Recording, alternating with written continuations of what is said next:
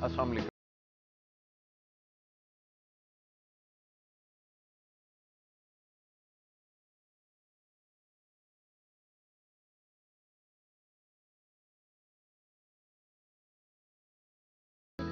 अवामी नौइयत के जो मामलात और मसाइल हैं, बार बार ये बात दोहराता हूँ कि प्रोग्राम का जो मरकज़ी ख़्याल था उसमें ये चीज़ शामिल की गई कि अवामी मसाइल के ऊपर ज़्यादा से ज़्यादा गुफ्तगू की जाए। और उसकी वजह यह है कि अवामी मसाइल के ऊपर इस वक्त कोई भी बात करने के लिए तैयार नहीं है।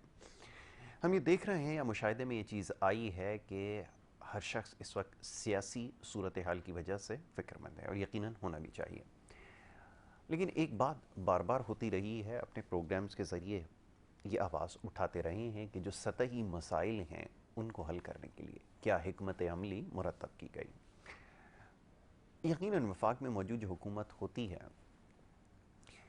पाकिस्तान के आइन के ताबे रहते हुए, कानून के ऐन मुताबिक, वो यकीनन ये जो सतही मसाइल जिनका तस्करा हम अमूमन अपने प्रोग्राम्स में करते हैं, यानी कि पीने का साफ़ पानी और दीगर जो बुनियादी सहूलियात हैं वो लोगों तक उन पहुँचाना, ये वफाकी ज़िम्मेदारियों में शामिल नहीं होता बराह रास्त। इसके लिए एक हुकूमत का एक निज़ाम पूरा मौजूद है जिसको बल्दियाती निज़ाम हुकूमत कहते हैं। अब मुख्तलिफ़ अशकाल उसकी पाकिस्तान में आपको नज़र आती हैं। बहरहाल हकीकत ये है कि कोई भी जमहूरी हुकूमत हो, क़तन उसकी कोशिश ये नहीं होती कि इस जो निज़ाम हुकूमत है इसको फ़ाल किया जाए।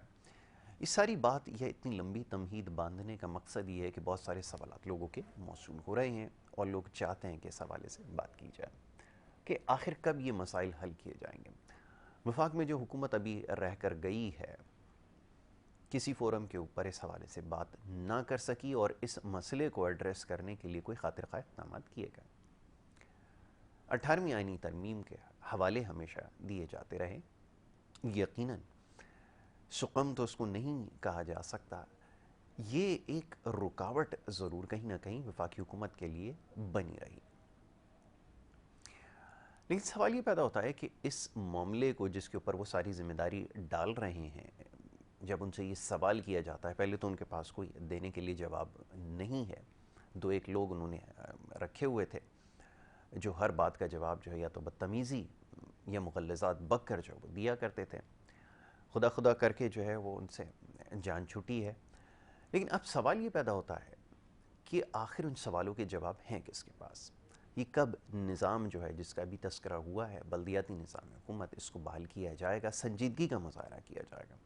3 सूबों के अंदर एक निज़ाम राइज और एक सूबे के अंदर अलग निज़ाम राइज। अभी वफाक की ज़िम्मेदारी है कि वो पूरे मुल्क में एक यकसा निज़ाम राइज करने के लिए कोशिशें करें। लेकिन यहाँ कोशिशें जो हैं वो किसी और तरफ रही हैं, कुछ और मामलात के हवाले से। बहरहाल इसके साथ साथ जो कुछ पंजाब असम्बली में हुआ, ख़बरों में ज़ेर गर्दिश था, और इसी हवाले से सवालात उठ रहे हैं। मैं बार बार ये बात कहता हूँ, हमारे लोग शायद इस चीज़ से लाइम हैं। पूरी दुनिया में ये जो आपके हालात हैं अमूमी, इससे और बहैसियत मजमूई इसका जायज़ा लिया जा रहा है, दिखाया भी जा रहा है, और जो कुछ हो रहा है, जो हमारे जमहूरी रवैये हैं, उसको ख़ासी तनकीद का निशाना बनाया जा रहा है। हमारी अहलियत के हवाले से तो पहले ही सवालात उठते रहे हैं, और होना तो ये चाहिए था कि इन मामलात को संजीदगी के साथ हल किया जाता, ऐसे अवामी नुमाइंदों को मुंतखब किया जाता है जो आवाम की सही तौर पर नुमाइंदगी कर सकते हैं, निज़ाम को फॉल करने की कोशिशें की जाती। ये जो बहस व तकरार और जो कुछ हुआ है, ये इसकी नौबत आखिर क्यों पेश आई, ये सबसे ज़्यादा समझना ज़रूरी है। बहरहाल ये मामलात हैं जिसके ऊपर काफ़ी बहस हो चुकी है, और इसके ऊपर बहस तो चलती रहेगी। लेकिन हमारा सवाल आज भी वही है कि क्या इन सारे मामलात से ये सियासी जोड़ तोड़ है, अवामी मसाइल और सतही मसाइल बिलखुसूस हल हो पाएंगे, ये जानना ज़रूरी है। बहरहाल तमाम मामलात पर गुफ्तगू करेंगे। पहला सेगमेंट है, कोशिश होती है कि जो हालात हाज़रा के जो मामलात हैं इसके पर गुफ्तगू कर ली जाए। मुअज़्ज़ज़ मेहमान आपसे कुछ देर बाद स्टूडियोज़ में तशरीफ़ फरमा होंगे तो उनसे बेहतर तौर पर गुफ्तगू हो सकेगी। टेलीफोन लाइन पर इस वक्त हमें ज्वाइन किया है अली मेहदी साहब। पाकिस्तान तहरीक इंसाफ से आपका ताल्लुक़ है। मेरे साथ फ़ोन लाइन पे मौजूद है, उन्हें मैं खुशामदीद कहूँगा। बहुत शुक्रिया अली मेहदी साहब प्रोग्राम में वक्त देने के लिए। अस्सलाम वालेकुम, मेहरबानी जनाब। अली मेहदी साहब, मेरी आवाज़ आप सुन सकते हैं? जी जी जनाब, मेहरबानी। अस्सलाम वालेकुम, thank you very much for having me. अस्सलाम वालेकुम। मेरे पास आपकी आवाज़ थोड़ी सी कम आ रही है, लेकिन मैं कोशिश करता हूँ किसी ना किसी तरह आप तक अपना जो है वो पैगाम पहुँचा दूँ।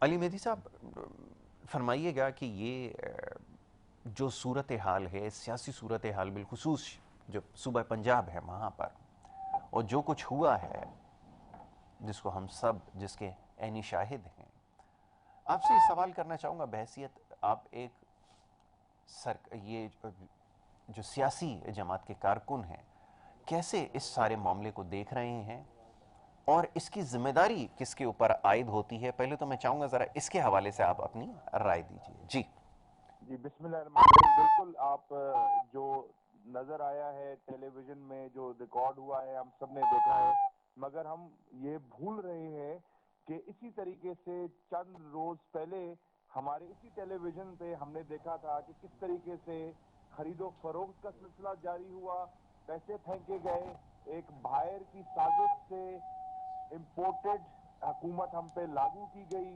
लोगों ने अपने ईमान बेचे, अपने ज़मीर बेचे।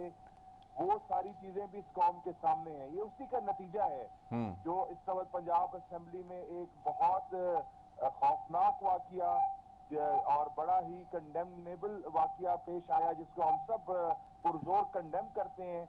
अच्छा अली मेहदी साहब, एक गुजारिश मेरी, मैं गुफ्तगू आपसे जारी रखता हूँ। आवाज़ का गालिबन थोड़ा सा मसला यहाँ पर है, उसको हल किए लेते हैं, फिर आपसे गुफ्तगू जारी रखते हैं। एक छोटी सी ब्रेक की तरफ मुझे जाना होगा, ब्रेक से वापस आ रहे हैं, प्रोग्राम के सिलसिले को जारी रखेंगे। आप देखते रहिए प्रोग्राम गुड मॉर्निंग कराची।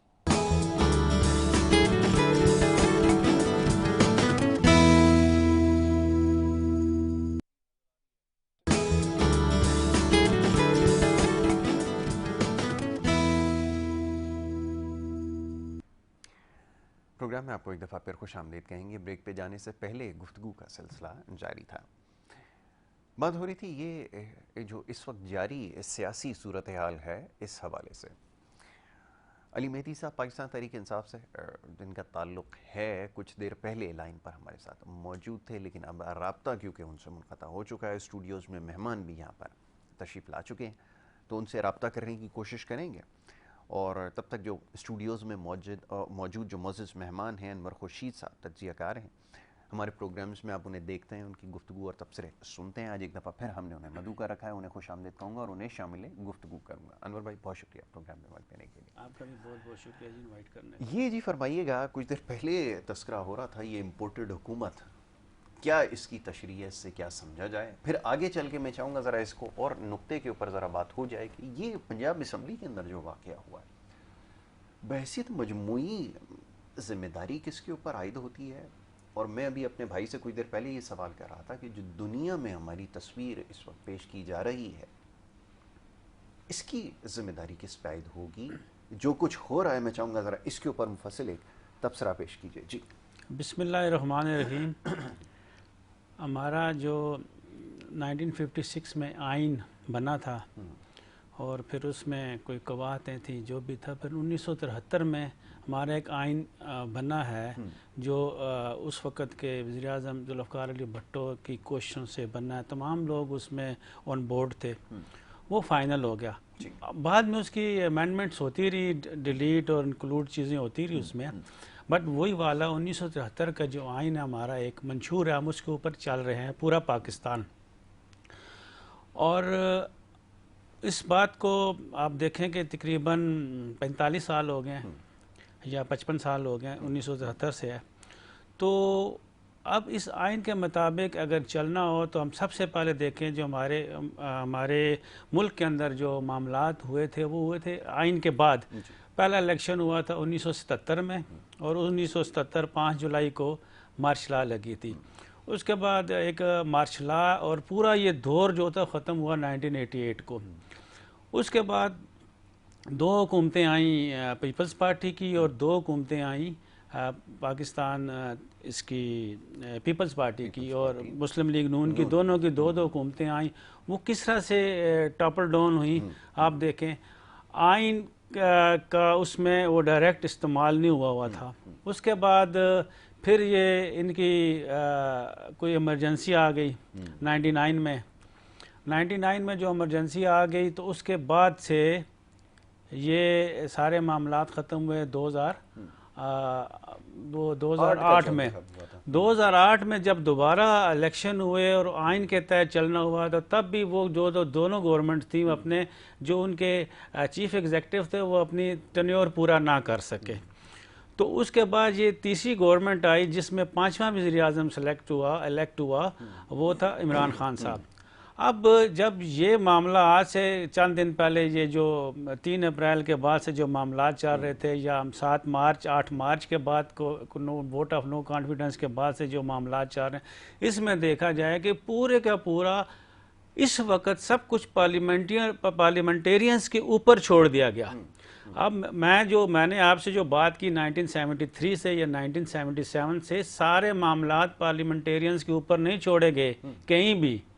जो भी वज़ीर आज़म गया आया, इलेक्शन हुए, जैसे भी हुए, सब कुछ वो पार्लियामेंटेरियंस के हाथ में नहीं था, मैक्सिमम उनके हाथ में नहीं था, कुछ थोड़ा बहुत था। इस वक्त जो पिछले मामलात ये मार्च में और ये अप्रैल में हुए हैं, ये सारे के सारे पार्लियामेंटेरियंस के हाथ में थे। अब हमारे मुल्क के अंदर जो थिंक टैंक्स हैं और बड़े अदारे हैं, सुप्रीम कोर्ट भी उसमें सबसे बड़ा अदारा जो सुप्रीम कोर्ट अदलिया है, अदलिया अब इस चीज़ को देखे कि क्या आइन के तहत हमारी पार्लियामेंट जो है वो चल सकती है कि नहीं चल सकती। तो अभी देखा जाए तो आइन के तहत पार्लियामेंट नहीं चल सकती। इस आइन को एक दफ़ा देखा जाए, इसको रीशेड्यूल किया जाए, इसके अंदर कौन कौन से निकात निकालने हैं, क्योंकि आपने अपने क्वेश्चन में जो जिक्र किया था उसमें पंजाब असम्बली की भी बात आपने की थी। अब देखें कि सबसे पहले मैं एक जिसको आम ज़बान में लेमैन लैंग्वेज में लोटा वाली जो एक इसके इस्तेलाहात टर्म इस्तेमाल हो रही है, तो इसको सामने हम लेके आते हैं। सबसे पहले कि एक शख्स कोई भी वो एक पार्टी के टिकट पे मुंतखब होता है। मुंतखब होने के बाद कल मैंने नूर आलम का एक वीडियो पैगाम देखा है, असम्बली में उसका बयान देखा, मैंने 1 रुपया नहीं लिया। मैं अल्लाह को हाज़िर नाज़िर, मैं उसकी सारी बातों को मैं मानता हूँ। जो वो कह रहे हैं नूर आलम साहब बिल्कुल सही कह रहे हैं। उन्होंने अल्लाह को हाज़िर नाज़िर जान के कोई पैसा नहीं लिया, कोई गद्दारी नहीं ली, कुछ भी नहीं किया, मगर उन्होंने अपने वोट के साथ वो किया, क्या कहते हैं उसको, वो वोट पीपल बनी के उसके साथ धांधली की, एक किस्म की रिगिंग की वोटर की। फ़र्ज़ करो, मुझे एग्जैक्ट फिगर याद नहीं, अगर वो 70,000 वोट लेकर MNA बने हैं पाकिस्तान तहरीक इंसाफ के टिकट पर, उसको पाकिस्तान तहरीक इंसाफ के 70,000 लोगों ने वोट दिया। अगर तो वो 70,000 के 70,000 लोग आज कहते हैं कि जी हम तहरीक इंसाफ को नहीं, हम इसके अगेंस्ट, प्राइम मिनिस्टर के अगेंस्ट वोट देना चाहते हैं, वो 70,000 के 70,000, एक बंदा भी उनमें खड़ा होकर कहता है नहीं जी मैं तो प्राइम मिनिस्टर के खिलाफ वोट नहीं देना चाहता, तो इनका ये जो एक वोट बनता है ना असम्बली के अंदर, वो नल एंड वाइड हो जाता है। तो ये धोखा है, ये दगा है, ये दयानत है, मेरा लफ्ज़ पहले नहीं इस्तेमाल है, ये दयानत है। उस वोट के साथ जो उनको वोट मिला है, 70,000 अगर वोट मिले हैं, उसमें एक बंदा भी खड़ा होकर हाँ 70,000 के 70,000 कहते हैं कि जी हम इस प्राइम मिनिस्टर के खिलाफ हैं और आप वोट उसको दे दो, फिर इसको वोट ऑफ नो कॉन्फिडेंस कहना चाहिए, जस्टिफाई होता है। तो ये उसका इसने बददियानती की है, नूर आलम साहब ने बददियानती की है उन लोगों को जिन्होंने उसको PTI के टिकट पे वोट दिया है। तो ये वाली बात है। इस बात को पिछले 73 साल हो गए हैं, ये कितने साल हो गए, 1973 से लेके आज तक आइन में किसी ने देख सका कि आप एक पार्टी का टिकट लेके उस पर सिलेक्ट होके आते हैं और उसके बाद आप उसको दूसरी किसी पार्टी को वोट दे देते हैं। हाँ, आप प्राइम मिनिस्टर के खिलाफ नो कॉन्फिडेंस दे के दूसरा उसी पार्टी का आप बनाना चाहते हैं तो आप विद इन पार्टी आप उसको आप कर सकते हैं। तो ये एक गलत प्रेसिडेंट जो अभी हुआ है। और जहाँ तक आप पंजाब असम्बली की बात कर रहे हैं, तो पंजाब असम्बली में सबसे पहले हम शुरू करते हैं वहाँ से कि वहाँ के एक्स जिसको कह रहे हैं चीफ मिनिस्टर ने इस्तीफ़ा दिया है। इस्तीफ़ा आइन के रूह से या कवानीन के रूह से एक चीफ मिनिस्टर का इस्तीफ़ा किसको जाता है और कौन उसको एक्सेप्ट करता है और कौन कहता है जी you are no more chief minister, वो है गवर्नर। उन्होंने गवर्नर को वो इस्तीफ़ा ही नहीं दिया, इस्तीफ़ा उन्हें अपने पार्टी हेड को दे दिया, जो कि वज़ीर आज़म थे उस वक्त मगर थे तो पार्टी हेड ना, तो वो इस्तीफ़ा ही वहाँ से नल एंड वाइड हो जाता है। अदालत को इंटरवीन करना चाहिए कि आपका इस्तीफ़ा कबूल नहीं, आप अभी भी वज़ीर आला हैं। और उसके बाद जो असम्बली में हुआ कि एक डिप्टी स्पीकर जो कि ख़ास पार्टी का वो पूरा का पूरा पार्टी बन जाता है और दूसरे लोगों के साथ, फिर उसके बाद जो स्पीकर हैं वो उसमें इलेक्शन में कंटेस्ट कर रहे हैं तो वो चेयर नहीं कर सकते। तो इसका एमिकेबली कोई तरीक़ाकार होना चाहिए कि आप वोट नहीं करेंगे, ठीक है, आपके एक असल में मसला ये है कि जितनी भी हमारी असम्बलियाँ हैं इसके अंदर एक खिलवाड़ हुआ या क्या हुआ है कि कोई भी पार्टी एक सिंपल मेजॉरिटी नहीं ले रही। वो इसकी वजह ये है कि आपके पास कल को जाता है कोई भी इलेक्शन कमीशन में या जो पार्टियां रजिस्टर करवाने जाता है जिसके 2000 दस्तखत के साथ एक एप्लीकेशन ले जाता है उसकी पार्टी रजिस्टर हो जाती है। मैं जाऊंगा 2000 लेके तो मेरी कोई पार्टी में अपना नाम रखो रजिस्टर हो जाएगी, ऐसे नहीं होना चाहिए। मैं पहले भी ये बात बताता जा रहा हूँ कि अभी इस वक्त भी देख लें जिन पार्टियों की कोई सीट नहीं हो उसको तो आप बिल्कुल बैन कर लें, और जिन पार्टियों की सीट्स इतनी हैं कि वो किसी काम की बन सकती है, 1-2 सीट वाली भी नहीं, इससे यानी कि मेजॉरिटी में आप 4-5 पार्टियां हो, फिर करते करते 2-3 पार्टियां हो। कि जनाब कोई ऐसा तरीका राइज किया जाए जैसे बड़े ममालिक जिनकी अक्सर यहाँ पर मिसालें दी जाती हैं वहाँ पर 2 पार्टी निज़ाम जो है वो राइज किया गया है, और इस निज़ाम की तरफ हमें लामाला जाना पड़ेगा क्योंकि इससे खातिर खा नताइज बरामद नहीं हुआ और आगे भी नहीं होंगे। और ख़ास तौर पर ये जो ट्रायो जिसका हम बार बार तस्करा करते हैं, यानी कि एक ऐसा ट्रायंगल बन चुका है कि विफाक में हुकूमत और सूबाई हुकूमत और बल्दियाती हुकूमत और। कुछ देर पहले ये बात मैंने सामीन के सामने रखी थी, देखने वालों के, कि ये जितनी भी हुकूमतें आई हैं इससे पहले भी माजी में किसी ने भी जो अवामी और जो सतही मसाइल हैं उनको हल करने की कोशिश नहीं की, और वो टेक्निकली कर भी नहीं सकते क्योंकि वो जो 3rd year of the government है, जो बल्दियाती निज़ाम हुकूमत है, उसको मनसूख कर दिया या उसको सिरे से बाल ही नहीं होने दिया। अब सवाल ये पैदा होता है कि क्या कोई ऐसा सिलसिला बन सकेगा कि ये हुकूमतें बहाल भी होंगी। अब बार बार सुप्रीम कोर्ट को जो है वो आकर इंटरवेंशन करनी पड़ती है, उनको बताना पड़ता है, फिर जाकर वो इंतखाबात करवाते हैं, लेकिन फिर मसला इख्तियारात करा जाता है। तो पूछने का मकसद ये है कि क्या कोई जमहूरी हुकूमत आएगी जो इस मसले को हल कर सकेगी, क्योंकि जिम्मेदारी सबके ऊपर आयद होती है। मैंने कुछ देर पहले भी आपकी खिदमत में अर्ज़ किया था कि बहैसियत मजमूई हमें देखना होगा कि जिम्मेदारी किसके ऊपर आयद होती है। आपने पूरे निज़ाम का जो एक नक्शा खींच दिया कि ये होता आया, फ्लोर क्रॉसिंग भी होती है, ट्रस्ट ब्रीचिंग भी होती है, सब कुछ होती है, लेकिन सवाल ये है कि हमने सबक इससे क्या सीखा, और अगर अब भी हम ये मसले को हल नहीं करेंगे, अगर आवाम की हालत ज़ार बेहतर नहीं होगी, तो क्या ये बईद है कि आवाम सारी ज़िंदगी इनको वोट करते रहेंगे, सर पे बिठाते रहेंगे, या एक वक्त आएगा इनको साइड में कर दिया जाएगा? फरमाइए। देखिए जी, वही मैं बात कर रहा था जिस तरह से कि एक सिंपल मेजॉरिटी मिलनी मुश्किल है कि पहले तो सबसे पहले तो ये पार्टीज़ को काम किया जाए, और पॉलिटिकल पार्टीज़ ऐसी होनी चाहिए, 2-4 होनी चाहिए जो फाइनल इलेक्शन में जो कंटेस्ट करें और उसके हिसाब से एक मेजॉरिटी ले के आएँ। ये तो बिल्कुल एक होगी बात। उसके बाद ये सूबों के साथ जो किया हुआ है ना, बिल्कुल सूबों को बिल्कुल अलग थलग इतनी ज़्यादा अथॉरिटी दी हुई है, इतनी नहीं होनी चाहिए। होनी चाहिए, कई बहुत सारी चीज़ों में होनी चाहिए, मगर हर चीज़ में नहीं होनी चाहिए। अब देखें जैसे सूबा सिंध और वफाक आपस में अस्पतालों के ऊपर लड़ते रहे, रेलवे के ऊपर लड़ते रहे, और कई ऐसी चीज़ें थे, टैक्सेस कलेक्शन के ऊपर उनके मामलात रहे। तो ऐसे नहीं होना चाहिए कि वो दूसरी पार्टी की गवर्नमेंट है वहाँ पे दूसरी जब आप, मैं ये समझता हूँ कि जिस वक्त एक कोई भी पार्टी पॉलिटिकल पार्टी जब गवर्नमेंट में आ जाती है तो वो चीज़ बन जाती है जैसे कि एक स्पीकर होता है। स्पीकर जो होता है वो हाउस का कस्टोडियन होता है, वो किसी पार्टी का नहीं होता।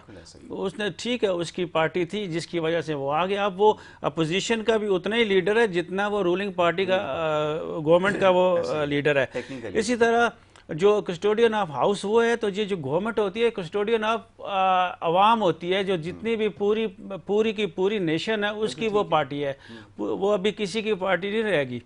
तो ये नहीं है कि उसको अगर वोट किया है 1 करोड़ लोगों ने वोट दिया तभी वो 1 करोड़ की, या जिस हल्के में उनके वजीर MNA मुंतखब हुए हैं तो उनको नहीं, उनका बल्कि एक बात होती है कि वो कहते हैं ना कि जैसे हमारे साहबा के दौर में होता था कि अपने खाने को आया नहीं तो पहले दूसरे को दे दें, वैसा खुद भूखे रह जाए। इसी तरह इनको चाहिए कि पहले दूसरे हल्कों में पहले वो जो तरक्याती और बेसिक नीड्स की ज़रूरियात की है वो उनको पूरा किया जाए, फिर अपने हल्कों को बाद में देखा जाए। मगर यहाँ पे तो वो बात ही नहीं है, क्योंकि उन्होंने अगले दफ़ा फिर वोट लेने हैं, वो करना है, इनको नहीं है।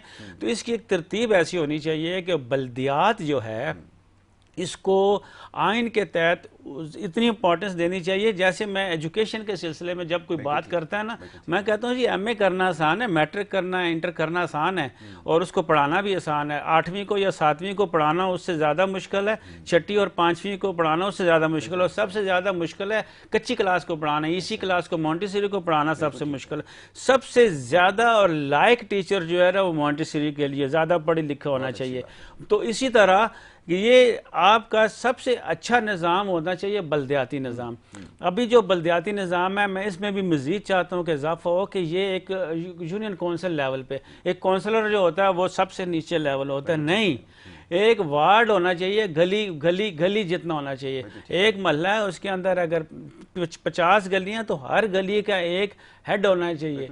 वो हेड अपनी गली का जो भी उसके ज़रूरियात हैं सारी की सारी वो काउंसलर तक पहुंचाए, काउंसलर आगे तक। और ये जो फंड्स होते हैं, फंड भी इस तरह डाउन टू एक काउंसलर और वार्ड लेवल पे आएंगे तब जाके ये मामला हल होगा। ये ऊपर ही ऊपर सारे काम हो जाते हैं और नीचे की चीज़ें रह जाती हैं। सही है, बिल्कुल आपने सही कहा कि निशानदही जिस मसले की है वो जो सतही मसाइल हैं, अवामी मसाइल हैं, उसका हल करने का तरीका भी यही है।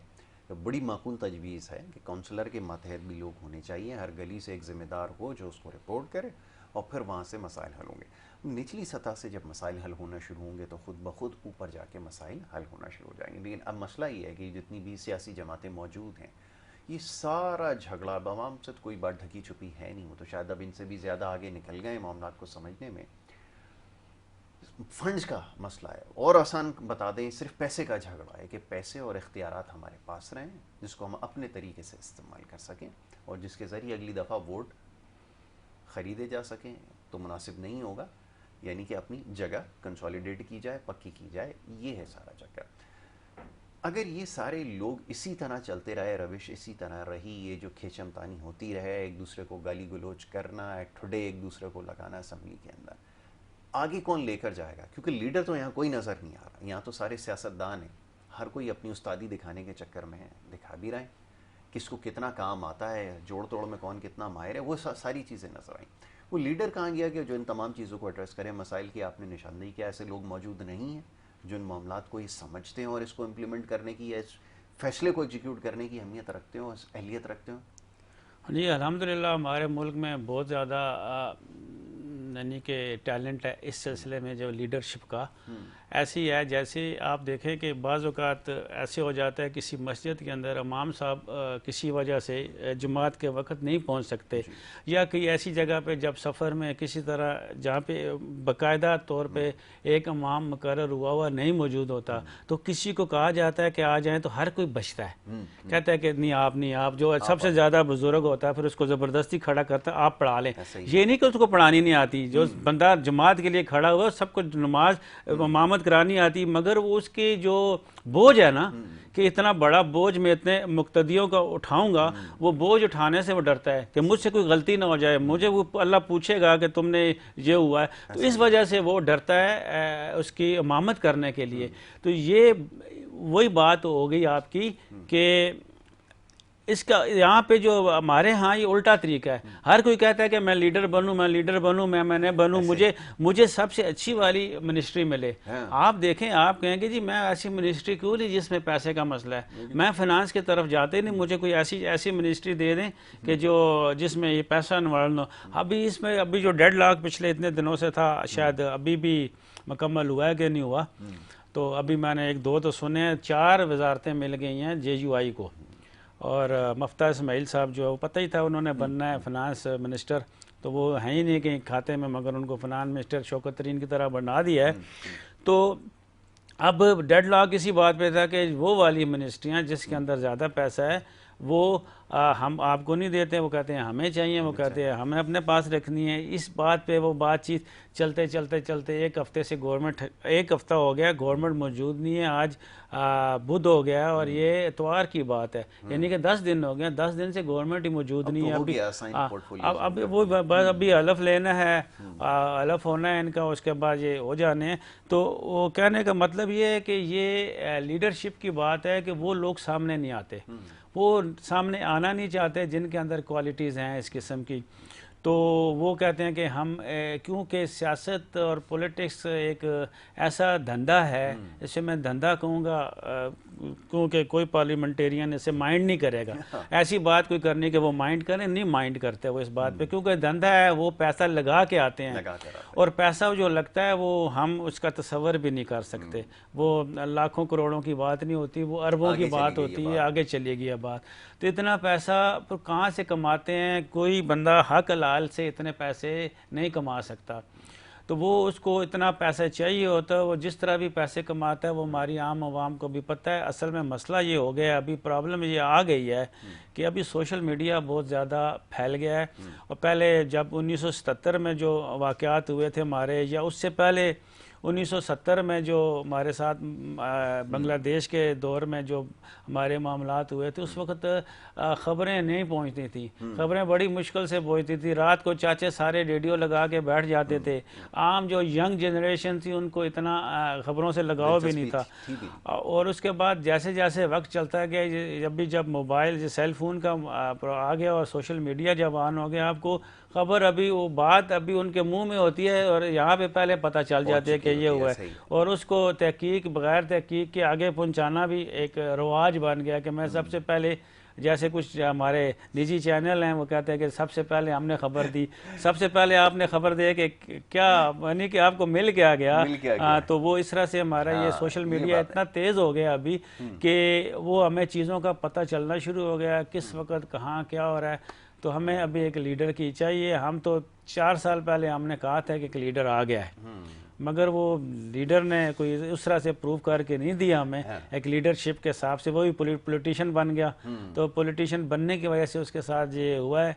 तो अभी उम्मीद रखते हैं अल्लाह से, क्योंकि पाकिस्तान इंशाल्लाह कायम और दायम रहेगा और इसमें अच्छे लीडर आएंगे और पाकिस्तान को तरक्की की तरफ इंशाल्लाह हम जाएंगे। इंशाल्लाह यही हम सब की दुआ है। अनवर भाई बहुत शुक्रिया आपका, बड़ी नवाजिश कि आपने अपना कीमती वक्त दिया, सुबह के वक्त प्रोग्राम में तशरीफ़ लाए और हालात हाज़रा के हवाले से गुफ्तगू की है। यकीनन बड़े आम मसाइल की आपने निशानदेही की है जो गौर तलब भी हैं और हल तलब भी हैं। सवाल ये पैदा होता है कि इन मसाइल को हल करने के लिए क्या रास्ता इख्तियार किया जाएगा। कोई भी निज़ाम हो, राइज निज़ाम से तो नताइज जो निकले हैं वो बड़ी तवील बहस बन चुकी हैं कि अगर इससे नताइज मतलूबा हासिल नहीं होंगे तो फिर इसको तब्दील करके कौन सा निज़ाम जो है वो लाया जाए। अब ये बहस एक दफ़ा फिर जो है वो ज़ोर पकड़ती जा रही है। बहरहाल जी, सवालात हैं, करते रहेंगे, उठाते रहेंगे। अवामी मसाइल के हवाले से ख़ास तौर पर बात करना ज़रूरी है। अब जो हुकूमत हमारे वजूद में आई है, हुक्मरान जमात जिसको कह लीजिए, सवाल उनसे भी यही है कि ये जो अवामी मसाइल हैं इनको हल करने के लिए क्या हिकमत अमली मुरतब की गई है, आवाम के सामने ज़रूर लेकर आएँ। ब्रेक की तरफ जाना होगा। ब्रेक के बाद जो आपकी सेहत के हवाले से दूसरा सेगमेंट है वो जारी रहेगा। आप देखते रहिए प्रोग्राम गुड मॉर्निंग कराची।